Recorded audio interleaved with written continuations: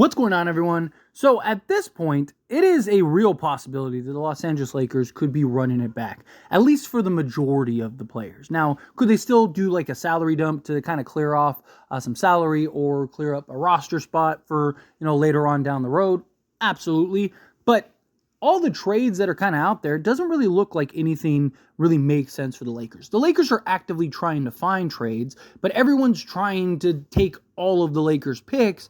And it's like, okay, yeah, we could go trade for Jeremy Grant. And yes, Jeremy Grant would make us much better, but Jeremy Grant by himself doesn't make us a contender. So if we have to give up all of our picks to go get Grant, and it's like, yes, we're better, but we're still not one of the top, 5-6 teams in the league, then what's the point, right? Now you're just kind of just throwing picks away in the hopes that maybe something come up, but then you don't even have the picks to go make that move. Now, if the Lakers were, say, a Jeremy Grant away, just using him as an example, then yes, I could see the Lakers going, all right, it's worth it, let's go get it. Or if it was a bigger impact player, I could see them saying, okay, let's do it, let's go get it. Or if they could get him on a cheaper price, like one first, and or maybe one first and a pick swap or something. Maybe the Lakers would get that done because then they'd still have assets to go get something else. So unless things kind of break for the Lakers, it's very possible that they end up looking to run it back, at least momentarily, and then maybe see what's available at the trade deadline. But even then, it's like, what's the difference between now and the trade deadline? Sure, there'd be a couple more options, but do any of those options make sense? Who knows? Now, as far as the Lakers running it back, I do think that there are some pros to it. I don't think it would be as much of a disaster as people would make it out to be. I actually think the Lakers would be much better than they were last year. And if you look at it in scale, right? Lakers finished with 47 wins, which in any other situation, any other year, they would have been a top 3-4 seed in the Western Conference. But the West was just so stacked last year, which it's not going anywhere, right? The West is still going to be incredibly stacked. The West is also getting better, right? You're going to have teams like the Warriors who, yes, they lost Clay, but they're really making pushes to try to do some things, and they could end up landing Lauri Markkanen, which could keep them kind of in, not a contender status, but at least in the mix. You're going to have the Memphis Grizzlies are going to be back and be better. And then you're even seeing the teams that were in front of the Lakers be better. And then the Pelicans, who the Lakers beat to get the 7th seed, they just got DeJounte Murray and are actively trying to trade Brandon Ingram. So you kind of look around and it's like, man, all these teams are upgrading. How can the Lakers really be better? Well, to me, there's a couple key reasons, and I want to kind of go over that. And of course, I want to hear your thoughts and opinions, so let me know down in the comments below. But diving right into it, right? First off, the easy answer is the coach, right? You have Darvin Ham last year, who just did not know how to properly utilize players, did not know how to properly make adjustments. You had timeouts concerns, right? Him kind of letting teams go on like 17-0 runs before it was like, all right, maybe you should call a timeout, right? Like there was just a lot of managing of the game that was terrible when you're talking about Darvin Ham, where I think JJ is going to be much better with the X's and O's. He's going to be much better with the preparation. Darvin Ham, one of the big things was his lack of preparation. JJ is like manic when it comes to that. He's a guy that's going to be as prepared as possible, game in and game out, matchup and matchup. And so I think that in and of itself will make the Lakers better. I think JJ will implement better offensive schemes, better defensive schemes. I also think that they'll be more versatile. I think the offense will be a lot more free-flowing and not so LeBron-centric. I do think that there will be moments, there will be sequences, and there will be stretches where it's LeBron-centric. But I also think that JJ is going to get the most out of the players. And I think consistency-wise is another big thing. Our biggest problem last season was consistency. I mean, we won the in-season tournament. We looked like a team at times that was, one of the best teams in the league. There was this consensus and this thought of like, man, if we were in the Dallas bracket, we would have been in the NBA Finals, right? All of these things are true, but the lack of consistency was a huge problem that really got exploited and exposed against Denver.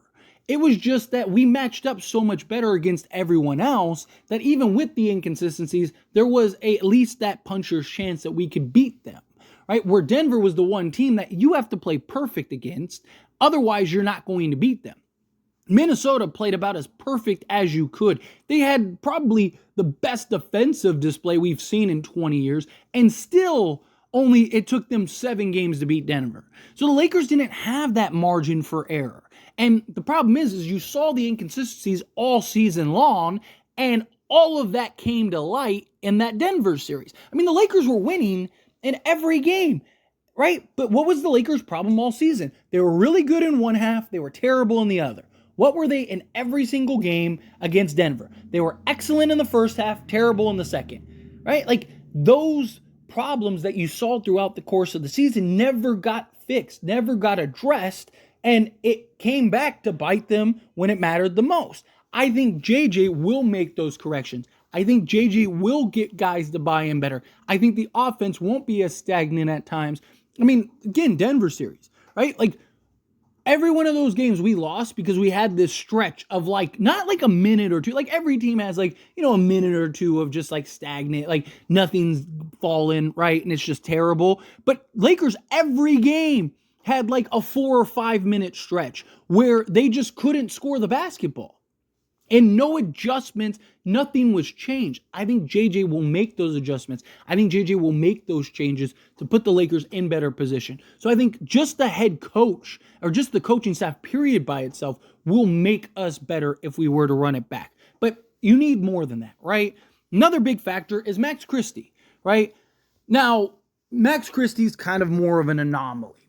So I wouldn't put this as a thing to where it's Max Christie is a lock to, he's the game changer we've been looking for.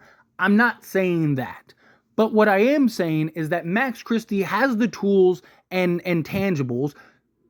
4 of our top 5 lineups were with Max Christie. The only one our best lineup was still D'Lo, Reeves, Jared Vanderbilt, LeBron James, and Anthony Davis, which is crazy that Darvin Ham didn't play that more. Yes, I know Jared Vanderbilt was injured, and we're going to touch on that here in a moment.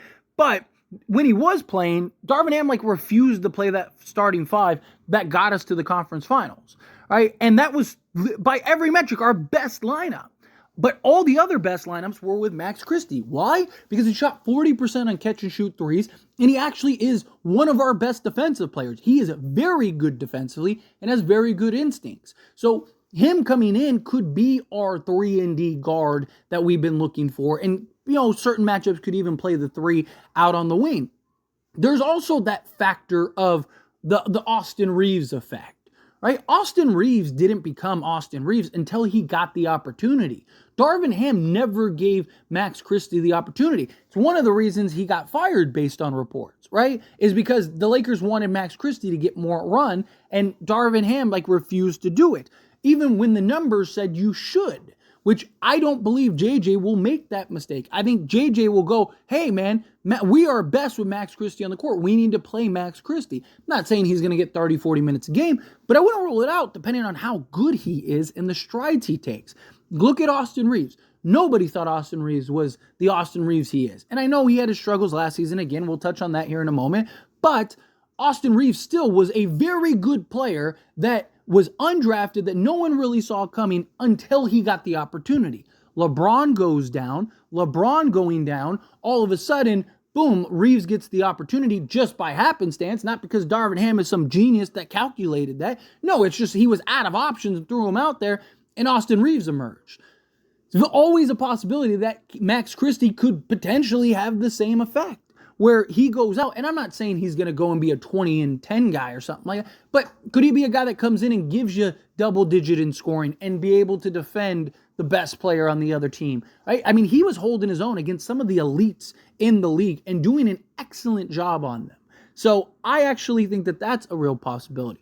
Also, the Connect 4 effect. Again, much like Max Christie, we don't know what Connect 4 will actually be able to do. Dalton Connect may or may not, he may not be ready, but the consensus thought is that, oh no, he's the most ready guy in the draft next to Zach Edey, and it's only because Zach Edey is, 7'3", 300 pounds or whatever he is, right? But Connect was the guy that is looked at as he is the most let's go type player in this draft. And if that's the case, and he can come in and be an immediate impact player, we lost Torian Prince. Connect 4 is a guy that can come in and kind of fill some of that void, but even better, right? And again, like even marginally better, even a slight hair better is still better, right? And the reason I think Connect could be better is because Prince was he was just 3-point shooting, and he was a guy that basically put the ball on the deck and get to the rim. He wasn't athletic, right? He kind of his first step and just his veteranness and the IQ that he had just with the experience that comes with him, yes, will be missed. And it's also how he was able to do a lot. But Connect, he's a guy that has better athleticism, has better size, is quicker. He is a better defender, right? I mean, he actually has very good defensive stats. Now, granted, do they translate to the NBA? We're going to find out. But in theory, he's got the size, the length, and all the tools to be a better defender. Torian Prince wasn't some elite defender. He was just, serviceable, right? I mean, don't get me wrong, he was solid, but he wasn't Jared Vanderbilt or even Max Christie. He was serviceable. He was basically slightly better than Austin Reeves and D'Angelo Russell, which, again, doesn't say much. Where Connect 4, I think, he'll give you better defense. I think he'll give you better versatility on the offensive floor. And he is excellent in the mid-range, something that Torian Prince was not, which you saw, like Prince, again, basically 3-point shooting, or he would kind of get the pump fake, use that as a way to get to the basket and then try to finish at the rim. But if he got stopped and halted, he would either have to kick it out or he'd shoot a mid-range that he just missed. Where Connect, I believe, he'd get that pump fake, get to his spot, rise up, and knock down the shot. So I think, again, you add in Max Christie and him being able to play better. Connect, him and his ability to maybe be a slight upgrade over Torian Prince. Now, again, you got marginally better, which, again, could be the difference between you in the finals or not. Right? Everything, especially when you get to the playoffs, everything is so finite. Everything is based on just like one play, one sequence, one event, right? Like there's so many little dominoes that go unnoticed that can be the difference between you winning or losing a series or you winning and losing a game, right? So I do think that is something at least worth mentioning. Again, it may not impact at all. It might not be anything, but it is worth at least noting. And then you have the Jared Vanderbilt and you have Gabe Vincent and you have just the injuries, period, right? The Lakers finished with 47 wins with basically half the roster in and out of the lineup, right? Like they had a lot of injury concerns and issues that made it go, okay, like what would this team have looked like? In particular, our defensive pieces. The Lakers were bad defensively, but it's hard to be really good when all of your defensive pieces are hurt, right? So with Gabe Vincent, with Jared Vanderbilt, I do think that these are two guys that can impact on both sides of the basketball. Jared Vanderbilt was looking like a very serviceable offensive player. Can he shoot? I don't know. We're going to see this season. But even if he can't, even if he hasn't improved in his three-point shooting, the Lakers showed even last year with Darvin Ham that Jared Vanderbilt could be a potential double-digit scorer. His hustle, his drive. JJ Redick has talked heavily about, offensive rebounding with the corners, right? Having the corner man run to the basket to get the rim. Jared Vanderbilt is literally one of the best in the game in that regard, right? And being the hustle guy. So he would have an impact, right? Jared Vanderbilt would impact on both sides of the basketball. Same thing with Gabe Vincent. Gabe Vincent never really had the opportunity to get the flow of the offense. Defensively, you saw it. He was great defensively. He was like everything we wanted him to be defensively, he was. Problem is, offensively, he never was able to get into a rhythm because he missed most of the season. So if guys can come back and be healthy, guys can come back and be better, if guys are utilized better. I talked heavily about Rui Hachimura, Christian Wood, even Spencer Dinwiddie, who I hope that the Lakers can bring back. But those guys in particular were slotted out of position more times than not and were never properly utilized to their skill sets. All of those little things, you start adding up, could make the Lakers a much better team, right? Again, are they a bona fide contender? I wouldn't call that yet. I wouldn't say that they are a contender. Do they have a puncher's chance? Could they match up and beat anybody in the West? Yes, absolutely. But I don't think that they're a team that you can look at and go, okay, this is clearly one of the 3 best teams in the West. But there is that potential. Good coaching, good schemes, both offensively and defensively, more consistency from players, particularly Austin Reeves. As I mentioned, we're going to touch on Austin Reeves. Austin Reeves is another example. Right? Austin Reeves was not the same player he was the previous year with his emergence. And a lot of that was he couldn't shoot. Now, there is to maybe potentially give him the benefit of the doubt. I don't really want to make excuses for the guy, but he did play a lot of basketball. He had, the regular season, then he had a deep playoff run, then immediately got into FIBA, then immediately got into training camp and preseason and then regular season. And he played all 82 games. So it is very possible that he just had tired legs. It's why people are like, why isn't Reeves working out? Why isn't he training? He's playing golf, the first month of the offseason. And I'm like, that's great. That's fine. Let him. He probably needs to recoup. If Austin Reeves can get back to being the efficient scorer and shooter that was the problem. Austin Reeves would have easily been a 20-point-a-game guy last season as the fourth option behind D'Lo, LeBron, and AD if he shot 38% from three-point range. But he didn't. Most of the season, he was 32 or worse. And then he had these and then he'd go on these little runs. He'd have 4 or 5 games where he was 40% or better from three-point range. And then he'd go on another 3 to 4 games where he'd be 1 of 7 or 0 of 5. And you're just like, dude, if he can be more consistent, if we can have another healthier run, you add in the fact that guys should be better. You add in the fact another year of chemistry. You add in the fact of a better coach with better offensive schemes, better execution, better defensive schemes, so on and so forth. You start stacking that. That is the equivalent of getting a big impact player. That is the equivalent of getting, say, a Jeremy Grant, right?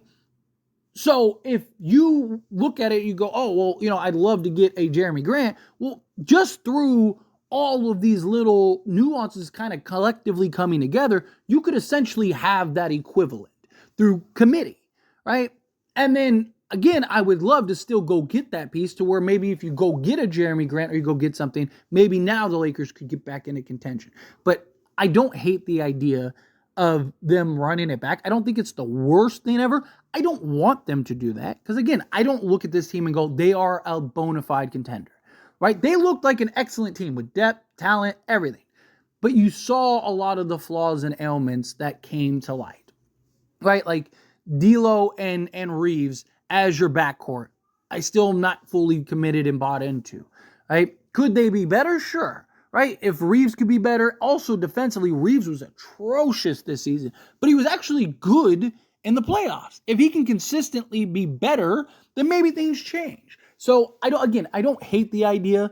I don't love the idea, but if you told me that's worst case scenario, I don't think that that's absolutely the worst case scenario.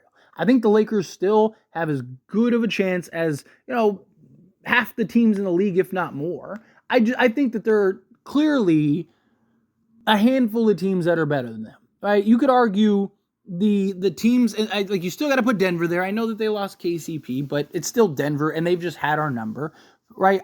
You got to put them up there. You got to put, Dallas because they were in the finals, so you got to respect that.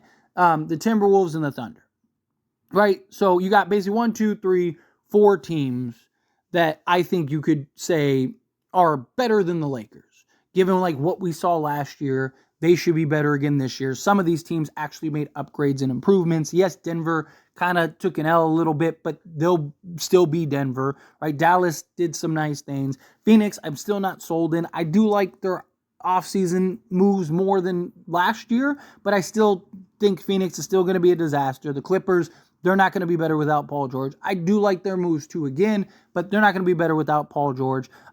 Pelicans, look, depending on what they do with Brandon Ingram, may or may not be the difference. So I can't say that they are yet. Sacramento has had our number, right? They've kind of had the Lakers number big time, but I think in a playoff matchup is very different than a regular season. I think they'd be fine. And I don't think the Warriors are better yet. I still think all the problems that they have against the Lakers are still good. So I think the Lakers are, are top 5 in the West, maybe 6th in the West, depending on how some of these other teams shape up when the offseason's over. So let's say top 5, right? But then you still have you still have the Celtics, the Knicks, and the Sixers, depending on how the Sixers shape up, that I think you could put over the Lakers as well. So really, Lakers are probably the, top 8, I think, still in the league. Maybe at worst top 10. right? So, but you got to keep in mind, 3 or 4 of those teams are in the Eastern Conference. So that would put them in when you're talking the West, top 5 or 6 at the worst. And look, you have a shot. You get the right matchups. All of a sudden, you're in the finals. So anyway, as always, this is a discussion. I pass a question on you. Let me know your thoughts and opinions down in the comments below. What do you think? How do you feel? What are your thoughts? Do you agree? Do you disagree? Somewhere in between. However you feel, whatever your thoughts are, love to hear it. Let me know down in the comments below. That being said, if you haven't liked this video, hit that like button. Helps me a lot. Lets me enjoy these types of videos, and I truly appreciate it. Not subscribe to the channel, hit that subscribe button. Turn on the bell notifications. Appreciate y'all. See you in the next one. Thank you.